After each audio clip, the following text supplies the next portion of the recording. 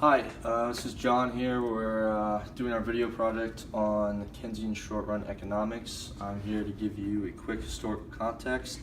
So, the modern schools of thought that we have for freshwater and saltwater economics stem from major historical events such as the discovery of the New World and also the impact that gold had on the influence of a modern form of currency, allowing industries to be competitive with each other and also introducing the concept of inflation.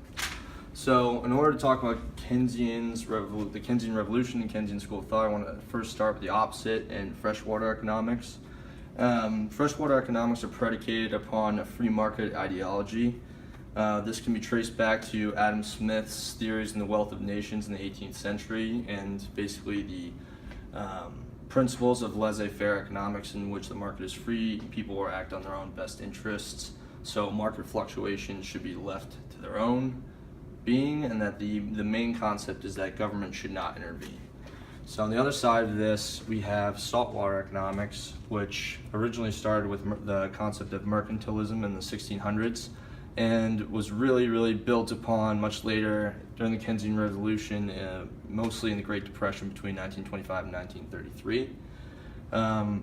From this, we have Keynes believing that the major decrease in output in GDP during the Great Depression was from a decline in aggregate demand. And in the short run, Keynes believes that because prices are sticky, that aggregate demand is the reason for basically all that happened in terms of where the economy went. So in saltwater economics, the main idea in all of this is that the government should intervene, and that starts with government expenditure. And upon this groundwork, his student Hicks was able to develop the ISLM model. So my name is Brad McGee, and I'm going to be talking about the ISLM model. And the first thing we want to do in finding the ISLM model is find the IS curve, and that's the supply side of the model. So in order to do that, we first want to look at the investment function, which puts interest rate, it shows the negative relationship between interest rate and investment.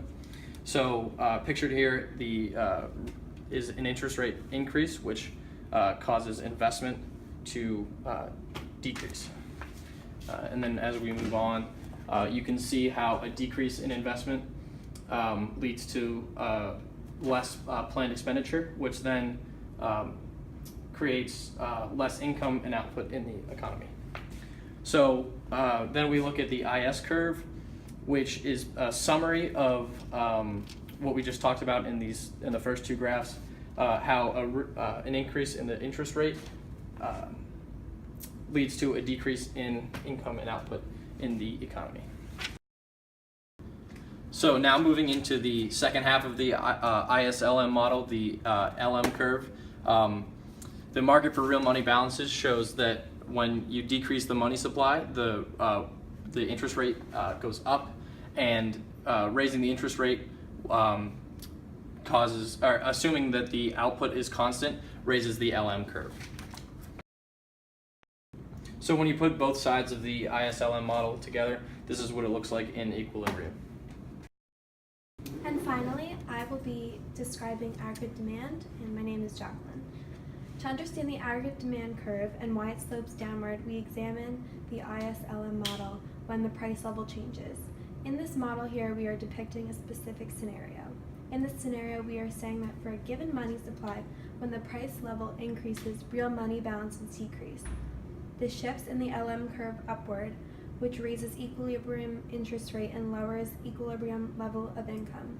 Therefore, as price level increase, income falls from Y1 to Y2, which is shown in this graph.